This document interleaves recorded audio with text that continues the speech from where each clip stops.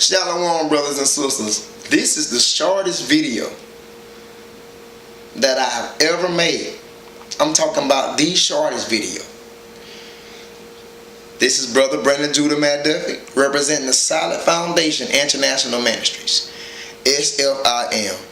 Double honors to the elders, salutations to the brothers that's preaching the truth every Sabbath, that's edifying the lost sheep of the house of Israel, which are primarily Negroes, Hispanics, and Native Indians. Last but not least, all praise is due to Yahweh Ba'ashem Yahweh Shai, Yahweh whom the world calls God,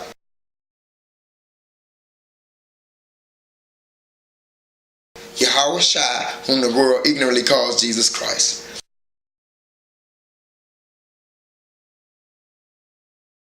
And the topic concerning today will be the prodigal son, beginning with Luke 15, chapter 15, beginning with the 11th verse. You can read about the prodigal son, and I want to say it stops on the 32nd verse. So Luke 15, beginning with the 11th verse, stopping on the 32nd verse, talks about the prodigal son, okay?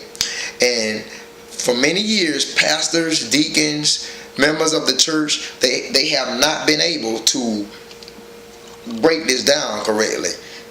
They have been misled. They have been basically uneducated. Well, you will know the truth on today concerning the prodigal son, and this is the shortest lesson. Okay, for ones with short attention span, listen closely. The prodigal son is a parable that was said by Yahweh Shai, whom the world calls Jesus Christ. He said there was a certain man that had two sons. That man is Yahweh, not a literal man. That man is Yahweh. The two sons are not literal two boys. The two sons are basically the northern kingdom and the southern kingdom. We all know that the prodigal son went off, but after he realized and came to his senses, he returned to his father. Okay, that was the northern kingdom that went off. Okay, that was the northern kingdom that went off and took upon various customs of Gentile and heathenistic nations. Okay, primarily the 10 Indian tribes from the northern kingdom, the kingdom of Ephraim. They went off, but they returned at a later point when they realized that they were the Israelites, that they were the sons of the power. They realized that, so to speak, they woke up and realized that all of their whole entire living was in vain because they was off in different regions, off in different cities, the same cities that Paul sent epistles to. They was off participating, following the ways of the Romans, following the ways of the people of Corinth, following the ways of the people of Ephesus, following the ways of the people of Thessalonica, following the ways of the people of Philippi, following the ways of the people of Galatia. This is where all these letters was written by Paul to reach out to these lost sheep, which were the northern kingdom. Once they became aware of what was going on, once they understood Paul and what he was saying, they woke up. They stopped following the traditions of the Romans and the Greeks and so forth, and they returned to their heritage. They came back to their law, statutes, and commandments, and that was the prodigal son. That was that younger son that talks about in this parable of the prodigal son, that younger son went off, but he returned. His father gave him basically a robe and a ring. Okay? And the elder son became jealous. Why? Because the elder son was saying that we never went off. We never went off, but my brother went off and you killed a fatted calf and give him the best robe and ring. What's going on? Because the elder son became jealous. Okay, we know that the Jews from the southern kingdom became jealous when he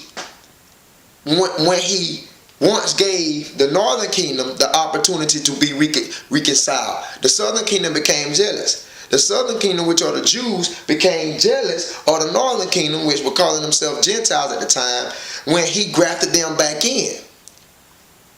That's why you read Romans 11:11 and you'll see what I'm saying.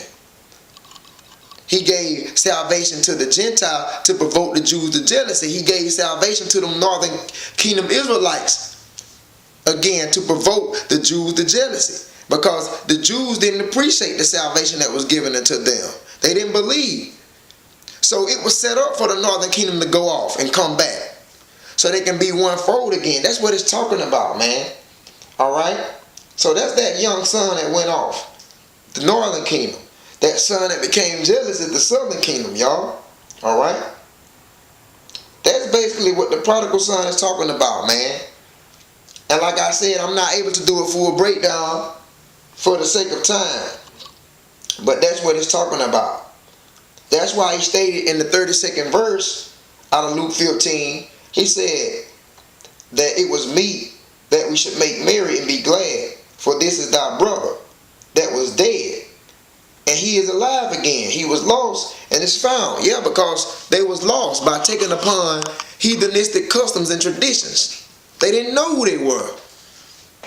They was calling themselves Romans. They was calling themselves, well, the epistles of Paul speak for themselves. They was calling themselves Romans. They was calling themselves Corinthians, and they was calling themselves Ephesians and Ephesus. They went off. They was lost. But when they came to their senses, they say, we're not Corinthians. We're not the people of Ephesus. We're not Greeks. We're not Romans. We are the children of the Most High God. We are the Israelites. And they returned and they came back to their father. That is what the prodigal son is all about. This is what this parable is all about, y'all. For the pastors that's out there telling you that these boys are actual men, telling you that this man are the father of these two boys, you pastors are going off, man.